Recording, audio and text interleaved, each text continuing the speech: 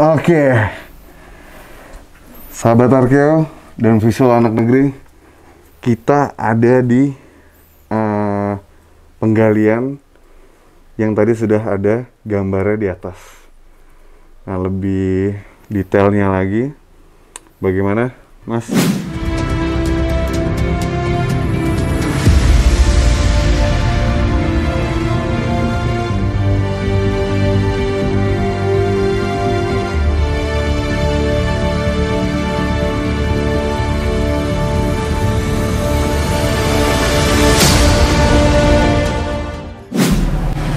Halo, visual anak negeri dan sahabat Arkeo. Balik lagi, kita sekarang ada di Pacitan, dimana ada beberapa destination yang akan kita telusurin. Dan di sini adalah tempat fosil-fosil yang ditemukan di Pacitan ini. Dan saya nggak sendirian, saya bersama tim arkeolog dari pusat. Silakan. Perkenalkan dulu. Halo sahabat Arkeo dan Visual anak negeri. Visual anak negeri, saya Atika, saya dari Pusat Penelitian Arkeologi Nasional. Oke, Mbak Atika, di sini tuh penemuannya apa aja sih? Dan yang paling menarik penemuannya tuh apa di sini? Kalau di sekitar Pacitan ini, Iya. penemuannya itu di sini kan banyak buah hunian ya. Jadi temuan-temuan yang ada di gua ini sebagian besar adalah rangka dan alat batu yang digunakan pada masanya. Contohnya kayak gimana sih? Mau tahu? Ayo let's go, kita ke dalam. Nah, ini contoh beberapa alat batunya yang bisa kita lihat. Kapak genggam, kapak perimbas, mata panah. Ini ditemuin di tahun berapa, Mbak? Kalau ini kan sudah dipilih ya. Dipilih ya? Dipilih memang dari beberapa tahun yang dilakukan penelitian di sini. Ini memang yang sudah dikumpulkan. Kira-kira sih sebagian besar memang ini ada kapak genggam, kapak penetak. Oke, ini kan ada jenis-jenisnya nih, Mbak ya. Kegunaannya itu apa sih di zaman itu?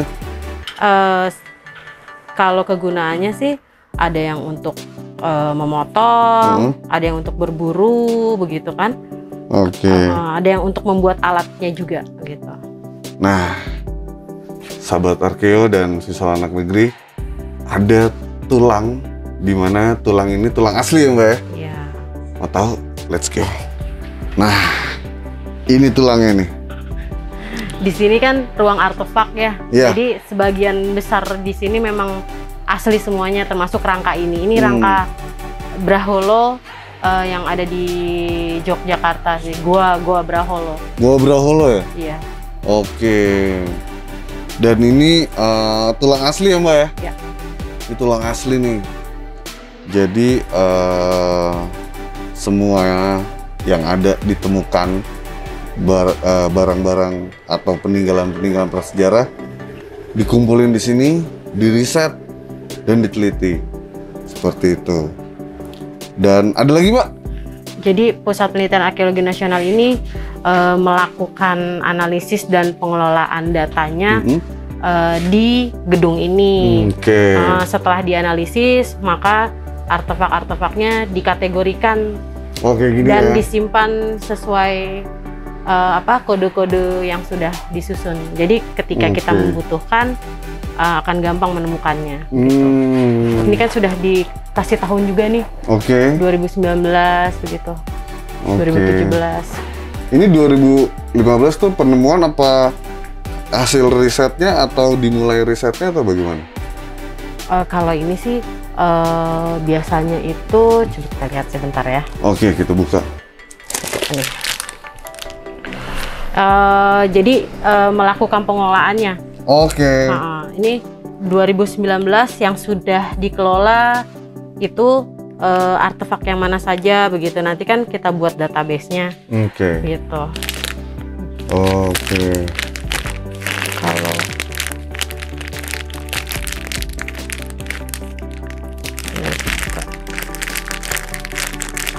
Kalau setiap artefaknya ini ada labelnya. Jadi ini kode situs, kotak berapa, jenis temuannya Serpi. Lalu ini bisa kita lihat 22 April 98. Nah itu berarti sebenarnya artefak ini ditemukannya tahun 98. Gitu. Jadi semuanya memang sudah di label. Jadi ketika kita membutuhkan buka database-nya lalu kita cari di kotak ini mudah ditemukan. Nah semua ini ada nggak sih Mbak untuk pamerannya, edukasi ke masyarakat, edukasi ke dunia gitu loh? Kita kan sedang mencoba membuat virtualnya nih supaya informasi yang ada di sini tidak hanya dikenal oleh kalangan arkeolog sendiri, tapi juga bisa dibagikan ke masyarakat umum. Salah satunya ya dengan membuat virtual situs arkeologi dan mengenalkan artefak-artefaknya juga begitu di dalam aplikasi itu juga. Gitu. Nah, sahabat Arkeo dan siswa anak negeri, di sini tempat yang sangat penting banget untuk riset dan penemuannya. Hasil kerja keras tim arkeolog Indonesia. Jadi para millennials dan anak-anak muda harus wajib ngejaga cagar budaya kita. Jangan dirusak, apalagi dicoret-coret. Pokoknya harus dijaga kelestarian Indonesia. Bener nggak? Cocok. Sampai di sini, kita lanjut ke penemuan berikutnya.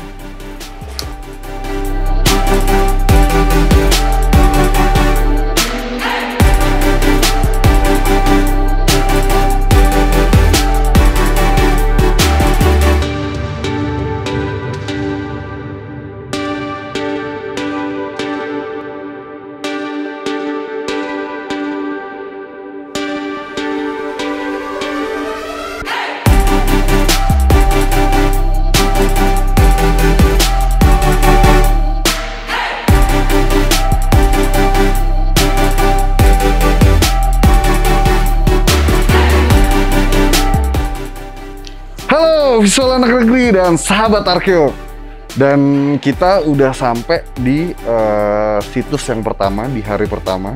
Kita ada di Pacitan. Ada apa sih di tempat ini dan apa nama tempat ini dan apa penemuannya? Lo harus tahu.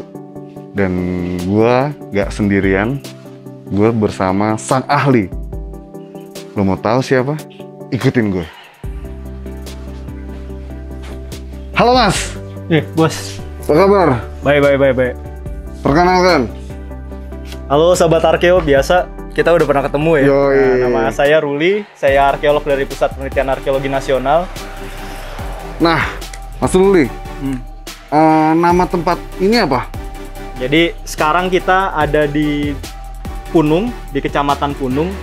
Nah, salah satu tempat yang sangat berarti dalam kajian arkeologi prasejarah, dalam studi arkeologi prasejarah. Kenapa? Karena banyak penemuan-penemuan penting yang membuat kita memahami masa lalu kita, jati diri kita sebagai orang Indonesia itu siapa, leluhur kita yang dulu, serta perkembangan peradabannya dari masa ke masa.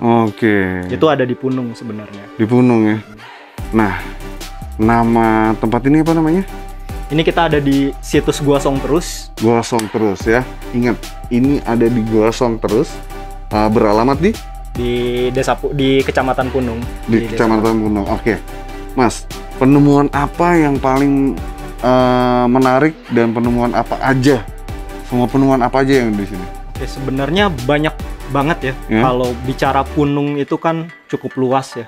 Mulai dari di luar situs Songterus ini sampai apa yang ada diperoleh di situs Songterus ini. Nah, hasil penelitian dari tahun 90-an atas kerjasama Pusat Penelitian Arkeologi Nasional dengan Museum Nasional d'Histoire Naturelle, atau kita singkat biasanya MNHN. Salah satu institusi riset dari Perancis.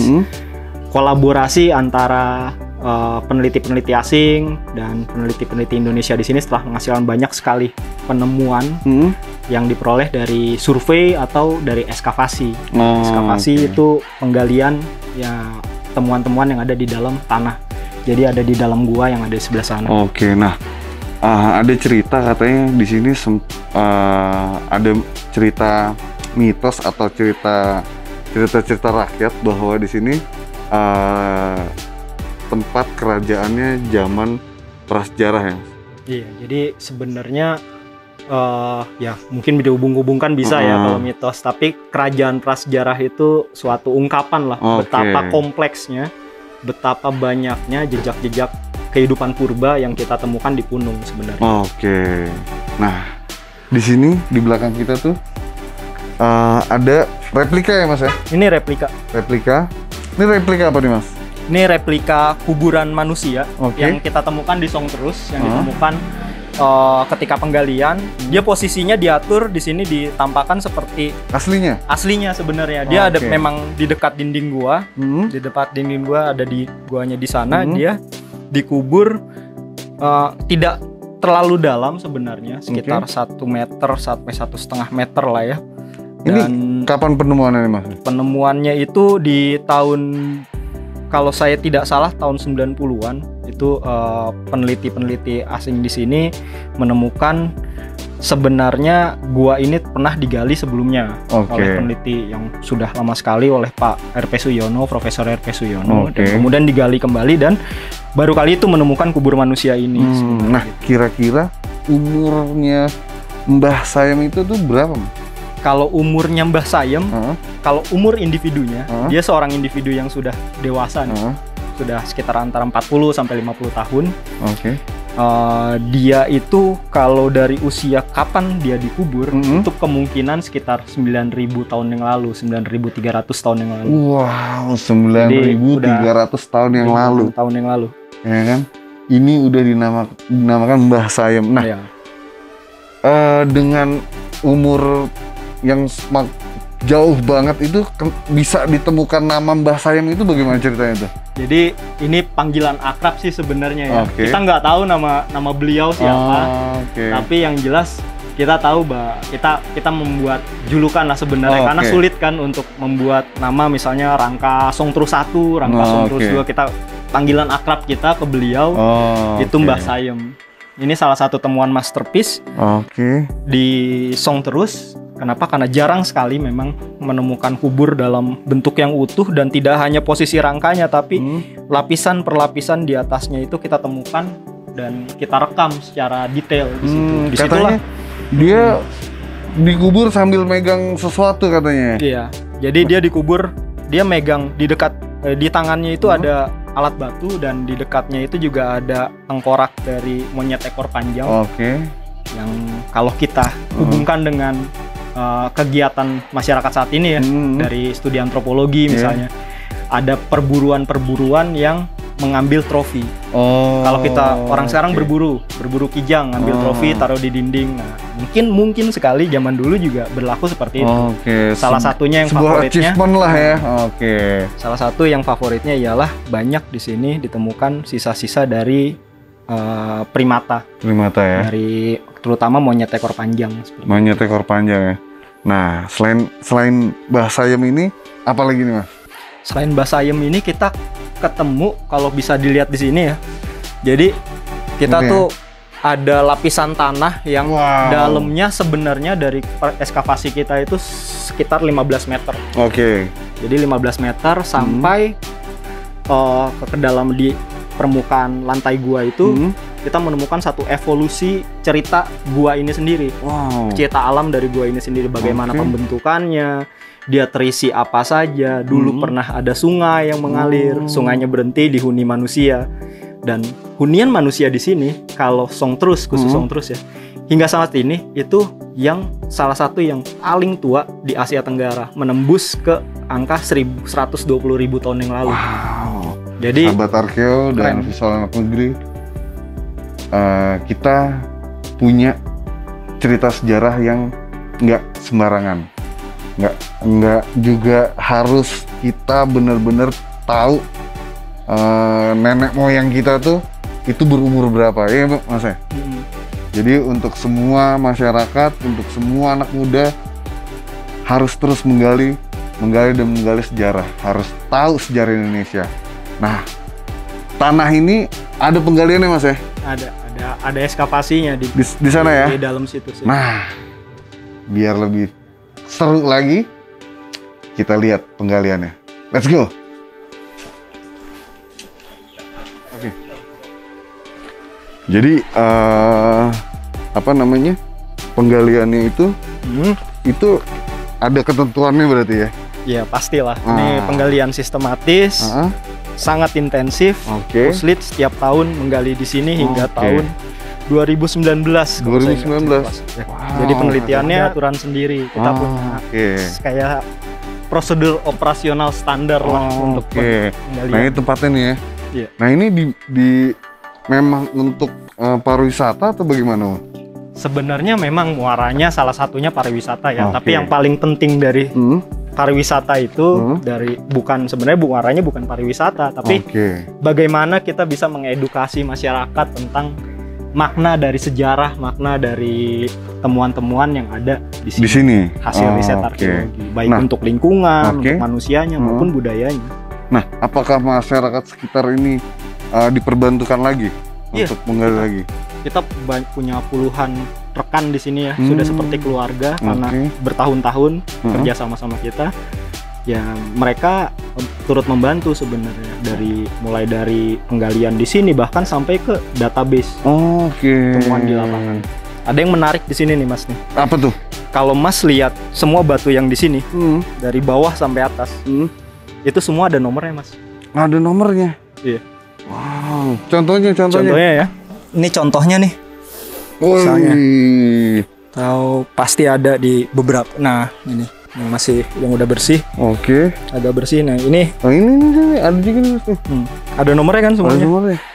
Ini yang termasuk yang buat di sini, yang buat seperti turap, seperti pondasi itu semuanya ada nomornya. Apa yang ada nomornya berarti diambil dari dalam kotak ekskavasi ini. Nah, kenapa ditaruh di sini, Mas? Kenapa ditaruh di sini? Ini dulu SOP-nya ketika ini semua batu, meskipun dia bukan artefak ya, batu natural, batu alam, itu kita angkat, kita bersihkan, disikat semuanya, dilihat ada jejak pemanfaatan manusia, terbakar atau tidak, itu semuanya dikasih nomor dulu. Nah, nanti ada yang verifikatornya mengecek. Nah, karena ada nomornya, kita bisa tahu dia posisi batu ini ada di kedalaman berapa. Ada catatannya, ada posisi dia secara absolut ya, secara absolut terhadap kotak gali, si bentuknya ada di utara, selatan atau itu kita tahu semua. Jadi meskipun itu makan waktu, tapi itu justru menghindari kesalahan penggalian. Meskipun cuma batu biasa aja, tapi semuanya kita bergotong royong. Sangat detail berarti ya. Detail sekali. Tanahnya dicuci sampai temuan kecil ukuran milimeter itu kita saring semuanya. Nah, saya pengen tahu nih Mas, dan pengen lihat galian lubangnya itu di mana sih Mas? Di bawah situ ya? Iya, di bawah situ. Lewat mana? Kelihatan dari kalau kita dari sini, ini pengunjung dari sini nih. Dari sini ya. Pengunjung dari sini ya.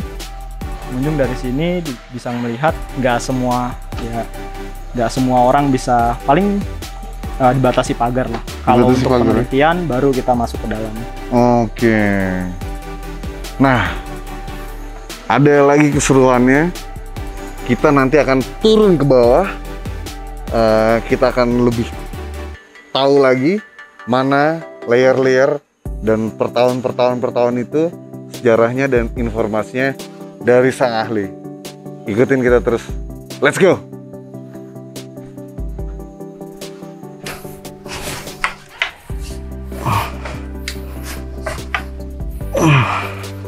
Oke, di sini kita ngindarin daerah sini ya Mas ya. Daerah.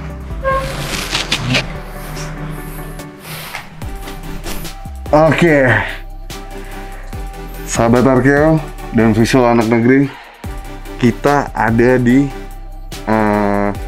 penggalian yang tadi sudah ada gambarnya di atas. Nah, lebih detailnya lagi, bagaimana, Mas? Ya, sekarang kita ada di salah satu kotak ekskavasi utama. Ya, sebenarnya kita ada kotak ekskavasi lainnya yang lebih dalam. Itu di bagian utara dari sini. Itu namanya K1, itu dalamnya sekitar 12 meter. Oke. Nah, disitulah kita ketemu evolusi gua ini mulai dari lapisan yang dibawa oleh sungai, endapannya oleh sungai, kemudian gua menjadi kering dan tiba-tiba dihuni oleh manusia sampai berlangsung mulai dari 120.000 hingga ke angka 6.000 tahun yang lalu. Oke, nah yang kita injak sekarang ini kira-kira berapa meter nih, Mas? Kira-kira kalau dari permukaan lantai gua sekitar 3,5 meter ya. Itu maksimal yang di kotak yang ada di kotak ini ya. Kotak ini. Kotak ekskavasi yang besar. 3,5 meter ini apa penemuannya, Mas? Nah, 3,5 meter ini kalau kita bisa lihat ya di sini, yang pertama kita selalu melihat dari lapisan tanah ya. Dari lapisan tanahnya di sini kita bisa lihat ada perbedaan-perbedaan kan. Di bawahnya ada batu-batuan yang bongkahan-bongkahan yang agak besar. Kemudian ada abu vulkanik yang sangat tebal. Sekitar 50-30 cm. Kemudian di atasnya ada batu-batu kecil. Kemudian makin halus ke atas ada bongkahan besar bekas runtuhan atap gua, kemudian di atas lagi lebih halus lagi. Nah, perbedaan butiran atau jenis-jenis karakter lapisan itu juga diikuti dengan perubahan kebudayaan yang ada di sini. Jadi respons manusia terhadap kondisi di masa lalu itu bisa dilihat, bisa dicerminkan oleh perubahan gejala, kita sebutnya stratigrafi atau lapisan-lapisan yang ada di sini. Kita mulai dari yang paling bawah nih. Saat ini kita berdiri di lapisan yang umurnya kira-kira 112.000 tahun yang lalu. Wow. Ingat, ini 100 berapa, Mas? 112.000 tahun yang lalu. Dan yang atas ini, Mas? Ini sekitar 80.000 tahun yang lalu. Yang ini nih ya? Yang bagian bawah dari lapisan yang hitam. Kita belum dapat dating dari sini, belum dapat pertanggalan dari abu vulkanik ini. Tapi yang jelas kronologi lapisan yang mungkin dihuni antara 120.000 hingga 80.000 tahun yang lalu. Kita sudah punya nama sendiri nih untuk lapisan-lapisannya. Kita berdiri di atas lapisan terus. Karena guanya gua song terus ya. Lapisan tertua. Kemudian dilanjutkan oleh lapisan tabuhan. Yang batasnya di atas abu vulkanik yang warna hitam. Ini ya? Ini abu vulkaniknya. Ya. Nah, ini lapisan tabuhan ke atas. Kemudian ada lapisan keplek yang ditandai dengan laminasi karbonat kita sebutnya. Jadi lapisan tipis sekali itu mineral kalsium karbonat terendapkan di dalam gua, yang artinya gua itu tidak pernah dihuni oleh manusia. Makanya terbentuk laminasi karbonat. Di mana di atasnya tidak ada lagi laminasi karbonat. Kenapa? Karena guanya semakin dihuni secara intensif oleh manusia. Nah, di lapisan ini penemuannya apa, Mas? Kita bicara lapisan 112.000 tahun yang lalu ya. Nah, ini menarik nih, Mas. Ini kan saya sudah bilang tadi ya, ini lapisan gua yang termasuk yang tertua di Asia Tenggara. Menariknya di antara sekitar 120.000 tahun yang lalu, itu di daerah Punung ini, bukan di gua ini ya, di salah satu situs lainnya di Punung ini ditemukan sisa gigi, ada gigi, fragmen gigi dari manusia modern, Homo sapiens. Nah, Homo sapiens itu bersama dengan tulang belulang dari fauna-fauna yang mencerminkan kondisi hutan hujan tropis. Contohnya, misalnya tapir, primata, arboreal lah, yang hidup di pohon, siamang, terus ada orangutan. Di Jawa sekarang udah nggak ada kan? Nah, itu orangutan adalah salah satu indikator bahwa satu lingkungan di masa lalu gitu ya, proksinya, cerminannya bahwa zaman dulu ini ada hutan hujan tropis nih di sini, ada hutan lebat di lapisan ini. Di lapisan ini menandakan lingkungan di luar gua itu hutan hujan tropis. Kemudian di lapisan tabuhan itu kita ketemu di lapisan di lapisan terus paling bawah ini kita menemukan artefaknya yang paling penting. Artefaknya itu serpih-serpih yang ukurannya agak besar. Dan beberapa sudah membulat. Membulat artinya dia dibawa oleh air sebenarnya di bagian bawah. Nah, tapi semakin ke atas tuh semakin menajam sudut-sudutnya. Jadi artinya dia tidak dibawa oleh air, kemungkinan dibawa oleh manusia ke sini. Permasalahan di lapisan terus ini ialah ada 2 fase.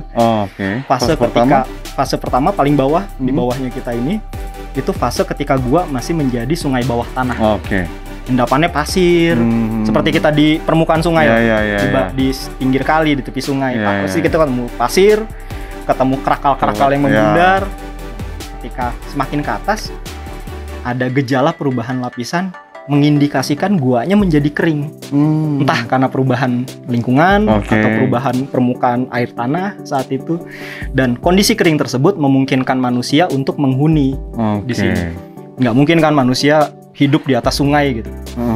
Pastinya kalau bekas sungai mungkin. Nah, jejak-jejaknya di sini. Nah, lapisan kedua ini kita juga ketemu artefak, tapi sedikit berbeda dengan artefak di lapisan terus. Di lapisan terus kita ketemu serpi-serpi, alat serpi, terus juga fragmen-fragmen tulang binatang. Binatangnya apa aja? Binatangnya kalau di lapisan terus itu kita ketemu cervid sejenis rusa, kemudian bofit, kerbau, dan ya sejenis kerbau-kerbauan. Kemudian juga kita ketemu yang paling bawah sekali, bahkan ketemu tapir.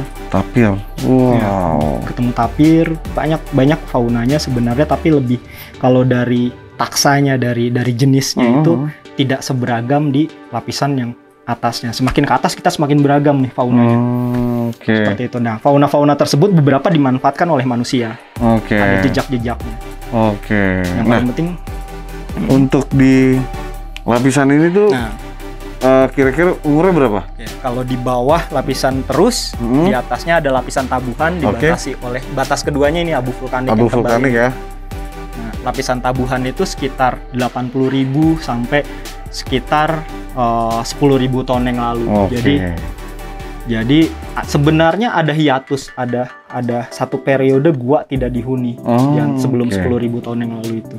Tapi kalau secara umum kita klasifikasikan di tabuhan ini dia mengindikasikan adanya perubahan iklim di masa lalu. Kalau sebelumnya di lapisan terus itu hutan hujan tropis, yang artinya lingkungan alam lembab waktu itu, sedikit basah, agak hangat, lembab seperti itu. Kalau di lapisan tabuhan ini di atas mengindikasikan satu lingkungan yang lebih kering dan lebih sejuk. Agak lebih kering, lebih sejuk, artinya hutan hujan tropis sedikit terbuka dan digantikan dengan hutan terbuka.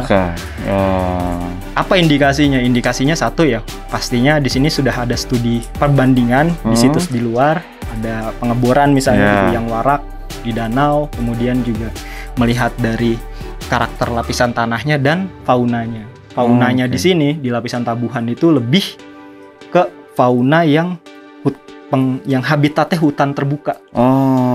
Banyak kijang, banyak fauna-fauna yang ukurannya besar lah, mamalia besar, yang agak besar ukurannya seperti itu. Ada bofit.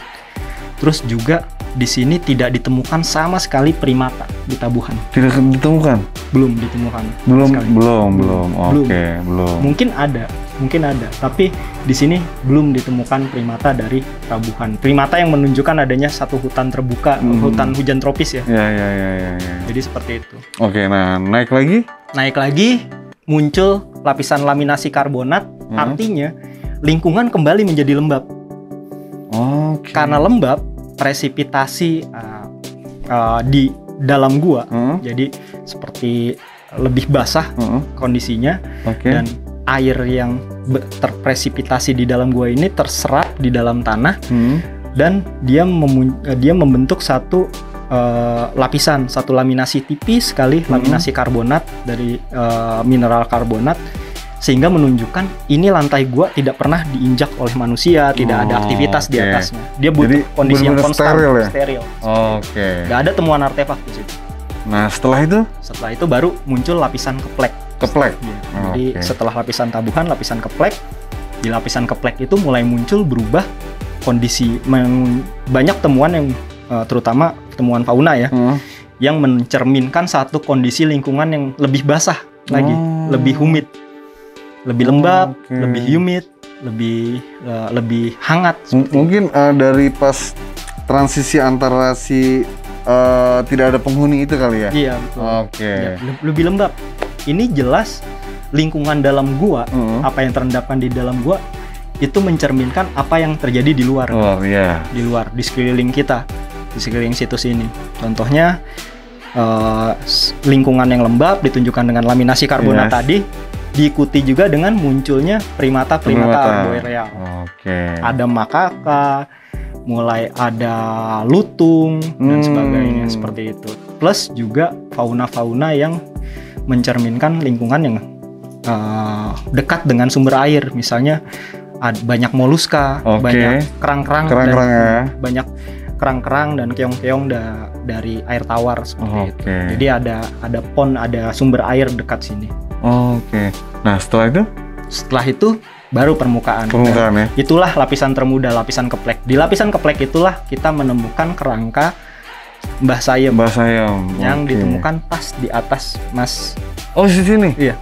Sebelum blok Gamping ini. Sebelum ini nih ya? Sebelum blok Gamping ini. Kotaknya K9 di atas sana. K9 ya. Persis dia di dekat dengan dinding gua. Dinding gua. Di sini baru menemukan si Mbah Sayem itu ya? Iya. Kalau di bawahnya kita memang menemukan beberapa fragmen tulang manusia. Itu sudah diteliti, tapi sangat fragmentaris. Misalnya hanya gigi, hanya fragmen-fragmen tulang berukuran kecil. Nah, hanya di lapisan keplek lah kita menemukan manusia dalam konteks kubur. Seperti itu. Mungkin di yang tersebar itu karena ada indikasi mungkin dimakan sama binatang atau apa ya? Yang bisa jadi ya. Tapi kita kurang tahu betul ya. Yang menjadi permasalahan ialah justru lebih menarik di bagian bawahnya sebenarnya. Di bawah sini kan ini kan menunjukkan satu hunian gua yang sangat tua, sehingga kita bisa menjelaskan dalam perspektif kronologis kronologis di dalam satu wilayah ada budaya yang lebih tua kelihatannya, lebih sederhana. Nanti kita ke sana di Baksoka. Nah, Kali Baksoka. Itu destination kita berikutnya ya. Nah, itu di sana kita menemukan artefak yang lebih sederhana di sana dibandingkan dengan artefak yang ada di lapisan terus di bawah kaki kita ini. Artinya kalau kita ketemu artefak di lapisan terus dan kita bisa mempertanggalkannya, menarikannya, dia punya pertanggalan di situ, punya umur, kita bisa menentukan umur maksimal dari si Kali Baksoka.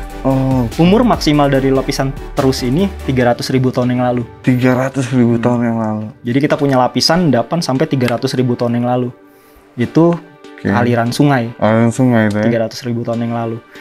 Nah, kalau artinya aliran sungai itu 300.000 tahun yang lalu dengan artefak yang lebih modern dalam perspektif teknologis dibanding Baksoka, artinya Baksoka harusnya lebih tua dari 300.000 tahun yang lalu. Jadi apa yang kita temukan di sini bukan cuma buat menjelaskan situs Song terus, tapi juga evolusi budaya yang lebih besar.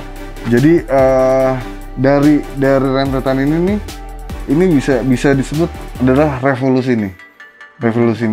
Jadi evolusi di mana kehidupan itu Indonesia memiliki nilai sejarah yang cukup tua banget gitu, dan di sini edukasinya sangat baik banget, dan kalian yang belum tahu, yang pengen tahu, kalian harus lihat di situsnya, di situs Song Terus yang ada di Kecamatan Punung di Kabupaten Pacitan. Dan kita punya informasi ini secara virtual, yaitu web linknya ada di turvirtualarkeologi.kemdikbud.go.id. Nah, that's right.